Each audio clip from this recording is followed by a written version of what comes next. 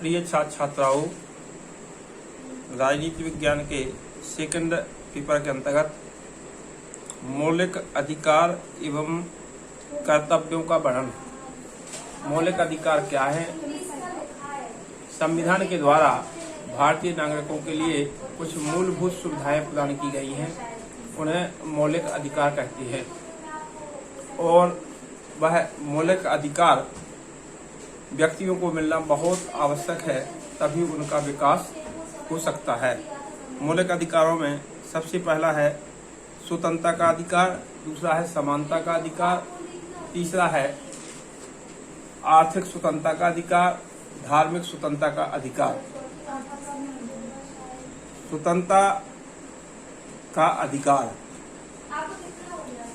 व्यक्ति हर क्षेत्र में स्वतंत्र रह सके, आर्थिक, राजनीतिक, सामाजिक, तभी उसका विकास हो सकता है। ये उसकी स्वतंत्रता का अधिकार है।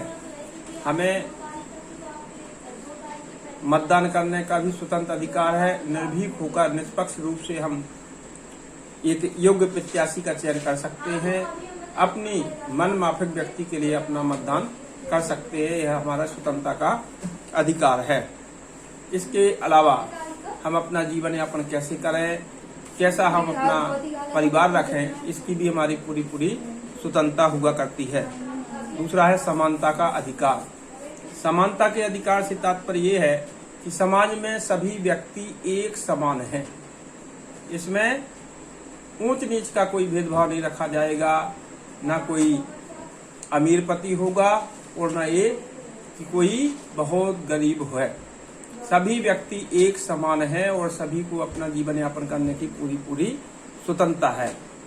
तो समानता के अंतर्गत सभी व्यक्तियों के साथ राज्य का ये व्यवहार होना चाहिए, राज्य की ये व्यवस्था होनी चाहिए कि सभी व्यक्तियों के लिए एक जैसे कानून की व्यवस्था हो, एक जैसी समानता का अधिकार प्रदान किया गया हो। सभी व्यक्ति एक समान हैं, उसमें किसी भी प्रकार का उच्च वर्ग का अथवा निम्न वर्ग का भेदभाव नहीं होना चाहिए। ये हमारी समानता का अधिकार कहलाता है। सभी व्यक्ति एक समान हैं, उनमें किसी प्रकार का पक्षपात अथवा भेदभाव नहीं किया जाना चाहिए। वैसे शुरू से व्यक्ति के पक्ष में भेदभाव होता रहा है। प्रकृति भी भेदभाव करती है। कुछ स्थानों पर अच्छी बारिश होती है, कुछ स्थानों पर कम बारिश होती है, तो ये प्रकृति जन्य असमानता है। जहाँ असमानता का अंत हो गया, वहाँ समानता स्थापित की जा सकती है। तो समानता का अधिकार भी हमारा मूलभूत अधिकार है। सभी व्यक्ति एक समान हैं। सभी व्यक्ति अपनी बुद्धि, क्षमता, योग्यता के आधार पर विकास कर सकते हैं। ये व्यक्ति की समानता है। तीसरा है आर्थिक स्वतंत्रता का अधिकार। इस पहले संपत्ति का भी अधिकार था, ये है आर्थिक स्वतंत्रता का अधिकार। आर्थिक स्वतंत्रता से तात्पर्य ये है एक प्रगतिशील या लोकतंत्रीय शासन की ये व्यवस्था होनी चाहिए कि राज्य में सभी व्यक्तियों के लिए रोजगार की व्यवस्था की जा सके, सभी व्यक्ति आत्मनिर्भर बन सकें। तो इसके लिए आर्थिक रूप से व्यक्ति को स्वतंत्र होना बहुत जरूरी है। ये हमारा मौलिक अधिकार है। हम अपनी संपत्ति की रक्षा कर सकते हैं, हम अपनी संपत्ति की सुरक्षा कर सकते हैं और जितना हमारी क्षमता है उतना रुपया पैसा हम कमा भी सकते हैं। ये हमारी क्या है? आर्थिक स्वतंत्रता है। और जब तक व्यक्ति आर्थिक रूप से स्वतंत्र नहीं होगा, तब तक उसके अन्य अधिकारों का कोई महत्व नहीं है। तो आर्थिक स्वतंत्रता का होना भी व्यक्ति के जीवन में बहुत जरूरी है। और ये हमारा क्या है? मूलभूत अधिकार है। हम मूलभूत अधिकारों के अंतर्गत समानता का अधिकार, स्वतंत्रता का अधिकार और आर्थिक दृष्टि से स्वतंत्रता का अधिकार, आर्थिक स्वतंत्रता का अधिकार भी हमें होना बहुत जरूरी है। इसके अलावा राजनीतिक स्वतंत्रता भी हमारे मौलिक अधिकार में है। राजनीतिक दृष्टि से भी हम पूरी तरह से स्वतंत्र हैं। हमें किस व्यक्ति के लिए मत देना है, किस प्रकार से अपना मत का उपयोग करना है, किस राजनीतिक दल विशेष के व्यक्ति को हमें मत देना है, इसके लिए हम पूरी तरह से स्वतंत्र हैं। हमें कभी भी रिश्वत या लोभ लालच लेकर अपने मत का दुरुपयोग नहीं करना चाहिए। हमें हमेशा योग्य व्यक्ति के लिए अपना मत देना चाहिए। ये हमारी राजनीतिक स्वतंत्रता है और ये हमारा मौलिक अधिकार है, मूलभूत अधिकार है कि हम अपने मत का भली भांति उपयोग कर सकें। तो ये भी हमारी मूलभूत स्वतंत्रता या मौलिक अधिकार के अंतर्गत आता है। इसके अलावा शिक्षा प्राप्त करने का अधिकार भी हमारा मौलिक अधिकार है। कक्षा 1 से प्राइमरी तक की शिक्षा राज्य के द्वारा प्रत्येक विद्यार्थी के लिए निःशुल्क प्रदान की जाएगी। इसके अलावा आगे की शिक्षा की व्यवस्था भी दिलाना राज्य का कर्तव्य होगा, क्योंकि शिक्षा का अधिकार व्यक्ति का मौलिक अधिकार है। राज्य का ये दायित्व बनता है कि वो प्रत्येक व्यक्ति के लिए मूलभूत सुविधाएं प्रदान करते हुए शिक्षा का अधिकार प्रदान करे, ताकि 100% व्यक्ति शिक्षित हो सके। जब तक व्यक्ति शिक्षित नहीं होगा तब तक उसका विकास नहीं हो सकता है। इसलिए प्रत्येक व्यक्ति को शिक्षित होना, पढ़ा लिखा होना बहुत आवश्यक है, तभी एक अच्छे समाज का निर्माण हो सकता है। तो शिक्षा का अधिकार भी हमारा एक मौलिक अधिकार है, मूलभूत सुविधा हमें संविधान के द्वारा प्रदान की गई है। इसके अलावा सांस्कृतिक क्षेत्र में भी हमें विकास करने का मूलभूत अधिकार है। हम मौलिक कर्तव्य के अंतर्गत भी है कि हम संस्कृति की सुरक्षा करें। हमारी जो धरोहर है, मूलभूत धरोहरें हैं, उनकी सुरक्षा हमारा मौलिक कर्तव्य है।